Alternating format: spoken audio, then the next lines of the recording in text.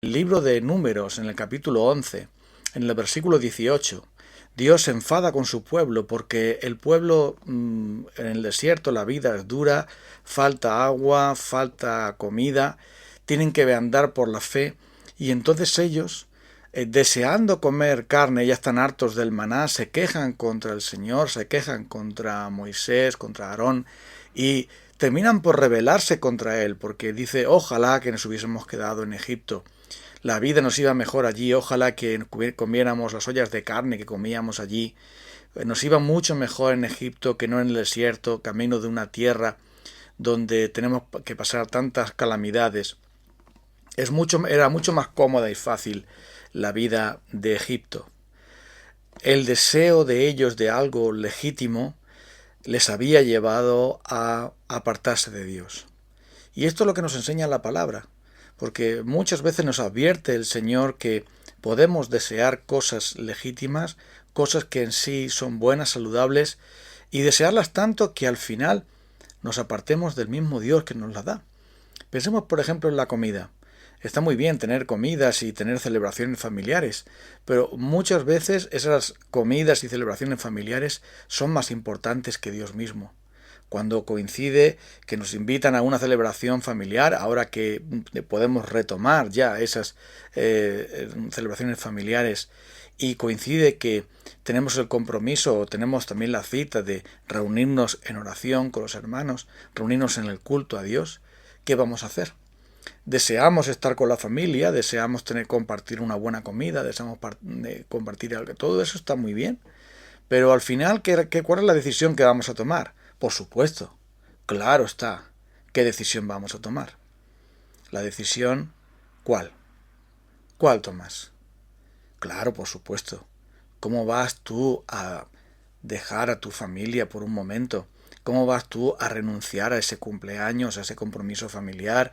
¿Cómo vas a renunciar tú a ese capricho, a ese antojo, a esa necesidad creada que no es?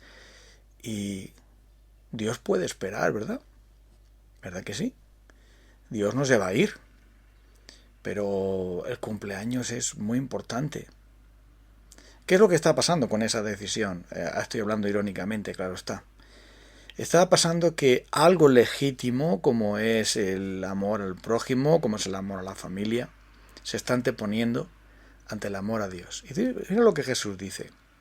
El que ama a su padre o a su madre, o a su hijo o a su hija, más que a mí, no es digno de mí. Y las prioridades que tenemos en nuestra vida, nos muestran dónde está nuestro verdadero amor. Si las prioridades siempre nos muestran dónde está nuestro corazón. Donde esté vuestro tesoro, ahí estará vuestro corazón. Lo que primero es para nuestra vida muestra realmente dónde está nuestro corazón. El pueblo de Israel recibió una disciplina del Señor diciendo, no vais a comer un día o dos solamente carne, sino que un mes entero hasta que os salga de las narices, porque menospreciasteis al Señor y llorasteis delante de Él diciendo, ¿por qué o para qué salimos de Egipto?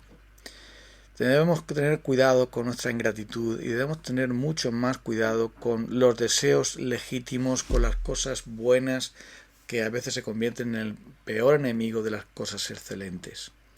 Si ponemos primeramente el reino de Dios y su justicia, Él nos va a dar consigo también todas las cosas. Si primeramente amamos a Dios y es nuestro amor a Dios lo más importante, todo lo demás va a estar en su lugar. Claro que nosotros mismos nos creamos nuestros propios deseos y pensamos que no podíamos vivir sin aquel producto o el otro, sin aquel evento o el otro, sin aquel viaje o aquella cosa. Nosotros mismos nos creamos esa necesidad y entonces vivimos en afán constante contra eso y también de alguna manera nos rebelamos contra Dios porque decimos, esto no es justo que yo no pueda tener esto que necesito, como una necesidad digamos muy importante, muy fuerte, muy poderosa. Al fin y al cabo vamos a decir a favor del pueblo de Israel que ellos en el desierto no estaban pidiendo un coche nuevo, ni una tele de plasma, ni ninguna de esas cosas. Por supuesto no existían, pero lo que estaban pidiendo era simplemente comer carne. Pero ese antojo o esa necesidad no la pidieron a Dios humildemente.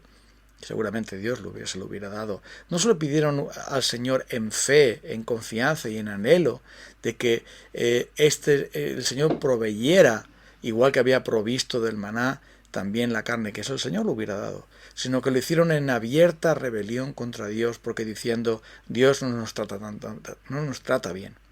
Dios no nos está dando aquello que nos prometió. Dios es demasiado duro y severo con nosotros, es demasiado exigente. Lo que Dios nos pide es algo demasiado fuerte y por lo tanto nosotros vivíamos mejor antes. En el fondo de sus corazones esa incredulidad y esa rebelión estaba. Y también pasa con nosotros los cristianos, ¿no te parece? En el fondo tenemos esa incredulidad contra el Señor, porque decimos, verdaderamente Dios está cuidando de mí, verdaderamente Dios me está proveyendo, cuando tengo esta necesidad y la otra y la demás allá. Y también pensamos en nuestra rebelión. Oye, pues cuando era yo alguien que no era creyente, parece que vivía mejor, parece que tenía más tranquilidad, parece que tenía un mejor empleo, que las cosas en la familia iban de una manera más conveniente, que había menos luchas y batallas, que las cosas podían funcionar mejor. Y entonces esa es la voz de la incredulidad y la voz del enemigo diciendo, ¿de qué te sirve seguir al Señor si te da un desierto, si te da algo insulso como el maná? Si no te provee de todo lo que a ti te gusta, lo que a ti te agrada, si te hace de negarte a ti mismo y te da adversidad, prueba, dificultad, ¿de qué te sirve entonces servir a Dios si en el mundo te iba mejor? Entonces, tenemos que recordar que nosotros vamos camino a la tierra prometida y que Dios, que es generoso, siempre provee lo mejor. Cuando finalmente el pueblo de Israel llegó a la tierra prometida y vieron que de verdad era una tierra donde abundaba la leche y la miel, donde Dios les iba a dar abundantes cosechas, que Dios iba a cuidar de ellos, que Dios iba a bendecirles, siempre y cuando permanecieran en fe. El gran problema nuestro es que la adversidad o nuestros propios caprichos personales o nuestros propios problemas que creamos y después culpamos a Dios. Nosotros mismos sembramos la discordia y después decimos a Dios, ¡ay Señor, tengo discordia! Pero somos nosotros los que al final somos culpables de todo eso. Entonces, al no permanecer en la fe, Dios nos deja nuestro propio camino y muchas veces Dios nos juzga. Y eso es porque no confiamos en Él. En el fondo de nuestro corazón la rebeldía y la incredulidad está ahí. Como tantas veces el pueblo de Israel tentó al Señor y le dijeron al Señor, ¿está Dios con nosotros o no? Porque si estuviera Dios con nosotros, no tendríamos esa carencia, no tendríamos esta prueba, no tendríamos esta necesidad, esta dificultad por la que estamos atravesando. Y entonces, ahí es donde la obra del enemigo, el enemigo de Dios y nuestro enemigo fundamental, el adversario, quiere entonces ganar nuestra atención. En verdad nosotros no buscamos a Dios en primer lugar, buscamos nuestras propias necesidades. Es más importante la familia, es más importante el trabajo, es más importante el dinero, es más importante la comodidad, es más importante el placer, los caprichos, las necesidades que nosotros mismos nos creamos autoconvenciéndonos que son más importantes. Todo eso está muchas veces por encima de Dios y aún nos quejamos contra Dios y decimos, ¿por qué Dios no me bendice? ¿Por qué Dios no me provee? Cuando en verdad Dios es alguien a quien tú y yo muchas veces ignoramos. La rebeldía y la incredulidad habita en nuestro corazón y eso es el origen de la inmensa mayoría de las dificultades que estamos atravesando. El gran problema de Israel no era que no habían visto las maravillas de Dios, que las habían visto. No era que no tuviesen un liderazgo claro, contundente de parte de Dios, a través de Moisés y Aarón, que lo tenían, a pesar de las debilidades de ellos, pero tenían ese liderazgo. No que no tuvieran un plan claro para llegar a la tierra prometida y heredar las promesas de Dios. No les faltaba revelación, no les faltaba liderazgo, no les faltaba tampoco pruebas evidentes de los milagros y las maravillas de Dios. Entonces, ¿cuál era el problema de ellos? El gran problema de ellos es que no creían. No creyeron en Él. En el Salmo 95 Dios se lamenta y dice, no creyeron. Ese es el gran problema. Muchas veces Dios nos muestra su favor, su misericordia. Hemos visto milagros de Dios en nuestra vida, quizá milagros de sanidad, milagros de provisión, el gran milagro, inmenso milagro de la salvación, del perdón de los pecados, de la vida nueva, de la reconciliación con Él. Quizá también el milagro de la reconciliación con otras personas a las que no había manera de reconciliarnos. Hemos visto tantas veces la mano de Dios, pero qué pronto olvidamos eso, porque somos caprichosos, egoístas, orgullosos, rebeldes y finalmente, sobre todo eso, en lo más profundo de todo, incrédulos. ¿Está Dios con nosotros? ¿Verdaderamente está Dios conmigo? Si estuviera conmigo, ¿no se notaría más? El problema no es si Dios está contigo, el problema es si tú estás con Dios. El problema es si tú y yo estamos confiando en el Señor con todo nuestro corazón y no apoyándonos en nuestra propia sabiduría, en nuestra propia prudencia, no apoyándonos en el dinero, en las personas, en las cosas. Si verdaderamente estamos poniendo al Señor no solamente en el lugar que le corresponde, porque evidentemente eso también es claro, las cosas de Dios deben estar en primer lugar, sino si realmente Dios es el Señor para nosotros, el tesoro incomparable, lo más importante para nosotros. Cuando Cristo es nuestra vida, cuando verdaderamente, como dice el libro de Colosenses, cuando Cristo vuestra vida se manifieste, si Cristo es nuestra vida, si ya no vivimos nosotros, sino que vive Cristo en nosotros, si hemos sido crucificados al mundo y a las pasiones pecaminosas, aún cuando tengamos deseos legítimos, sabremos ponerlos en las manos de Dios. Sabremos discernir el capricho, el antojo de la verdadera necesidad y usaremos nuestras necesidades para acercarnos aún más a Dios, no para alejarnos de Él, no para olvidarnos de Dios, no para escondernos de Dios, no para apartarnos del pueblo de Dios, sino para buscar la manera en que Él, y solo Él, presida, reine sobre toda nuestra vida. ¿Estarás de acuerdo conmigo en que no es lo mismo que Cristo sea el residente de tu vida, un residente en tu vida, que el presidente? Sí, podemos decir que Cristo vive en nosotros, pero en verdad Él preside y reina por completo como Señor en nuestra vida, porque mientras que nosotros pongamos las cosas por encima de Él, mientras que nosotros encontremos tiempo para todo menos para Dios, mientras que nosotros estemos poniendo primero las cosas y las personas antes que el Creador que nos da a las personas y a las cosas, mientras que estemos haciendo eso, estaremos en rebelión y en incredulidad contra Él y no nos va a ir bien.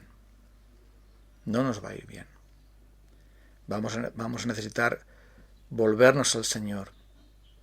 Y es por esto que es toda esta situación que estamos viendo, donde estamos descubriendo nuestros corazones, esta fotografía del pueblo de Israel, que también a veces es nuestra fotografía, nos lleva inmediatamente a considerar al Señor Jesucristo, a aquel que cuando se le ofreció al mundo entero, en un desierto terrible, en un desierto donde estaba tantos días en ayuno, tantos días en prueba, en tentación, tantos días en acoso del diablo, Él dijo: si tú eres el Hijo de Dios, di que estas piedras se conviertan en pan. Y Él dijo: haz que estas piedras se conviertan en pan. Y Él dijo: no solo de pan vivirá el hombre, sino de toda palabra que sale de la boca de Dios, escrito está. No, si tú eres el Hijo de Dios, échate abajo, porque Dios mandará a sus ángeles, está escrito, ¿no? A sus ángeles mandará cerca de ti para que tus pies no lleguen a tocar las piedras. Pero Él dijo: escrito está también, no tentarás al Señor tu Dios. Y finalmente, cuando le ofrece el mundo y todas las glorias del mundo, nuestro Salvador muerto de hambre, nuestro Salvador en presión, nuestro Salvador en pobreza, nuestro Salvador en ese desierto terrible y horrible, esos 40 días, se le ofrece el mundo entero. Solamente si me adoras, solamente si te postras delante de mí, no tendrás necesidad de ir a la cruz, simplemente yo te daré los reinos que me han sido dados a mí. Y el Señor Jesús le dice: apártate de mí, Satanás, al Señor tu Dios adorarás y a Él solo servirás. Menos mal que Cristo venció al diablo con todas sus tentaciones. Cristo venció al hambre, venció la sed. Menos mal que Cristo, nuestro Señor Jesucristo, venció toda necesidad, renunció a todos los poderes del mundo, esperando que el Padre le diera todas las cosas en su tiempo. Siguiendo, creyendo y confiando en que no solo de pan vive el hombre, que no debemos tentar al Señor, nuestro Dios, desafiándole, ¿está Dios conmigo o no está Dios conmigo? Y que no debemos aceptar el placer del mundo y buscar las cosas del mundo, como aquí hicieron los hebreos, diciéndonos, mejor nos iba a la esclavitud de Egipto, por lo menos comíamos bien. No hagamos tal cosa. Nuestro Señor Jesucristo ya venció por nosotros. Nosotros fracasamos una y otra vez, pero Él venció, y por eso podemos venir a Él hoy en arrepentimiento y fe una vez más. Por eso podemos venir y acercarnos al Señor ahora y decirle sencillamente que nosotros nos acogemos a su victoria, reconociendo nuestro fracaso, nuestra incredulidad, nuestra rebelión contra Él, reconociendo nuestro egocentrismo, nuestros caprichos y antojos, y renunciando a ellos, para poner al Señor, el reino de Dios, primero, para que así nosotros podamos hacer como el Señor Jesús, quien dijo, no solo de pan vive el hombre. No tengo que desafiar a Dios para que Él me demuestre que Él está conmigo. Él siempre está conmigo. Al Señor, mi Dios, adoraré y a Él solo serviré, por encima de todas las cosas, por encima de toda necesidad, por encima de toda persona, por encima de mí mismo. Voy a adorar al Señor y a confiar en Él, porque eso es lo que hace un creyente. No cambies tu primogenitura por un plato de lentejas, como hizo Esaú. No cambies el favor y la misericordia del Señor por ser un incrédulo y un rebelde. Más bien, vuélvete al Señor, volvámonos al Señor, para que Él nos levante, nos perdone y nos ayude a caminar por este desierto, sabiendo que Él de la roca nos dará agua, del cielo nos vendrá el maná, y lo que Él quiera darnos, pero en sumisión y en obediencia, en humildad y en fe, caminemos con Él hacia la tierra prometida. Vamos a orar un momento al Señor.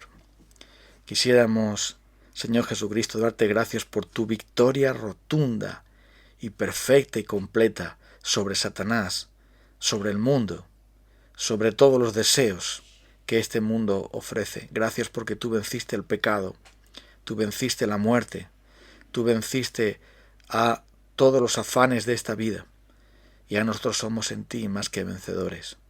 Muchas veces somos derrotados, Señor, porque nuestros propios caprichos, nuestros propios anhelos, nuestras propias prácticas mundanas nos alejan de ti y hacen que escojamos, en vez de buscar tu reino y tus cosas, buscar nuestro propio reino y nuestras cosas tan vacías, tan inútiles, tan fraudulentas. Ayúdanos, Señor, perdónanos y vuélvenos a ti, para que aprendamos, Señor, a depender de ti cada día, para que aprendamos, Señor, a caminar por la fe. En el nombre de Cristo te pedimos estos favores. Amén. Bueno, amigos, estamos juntos mañana, si el Señor lo permite, que tengáis un buen día.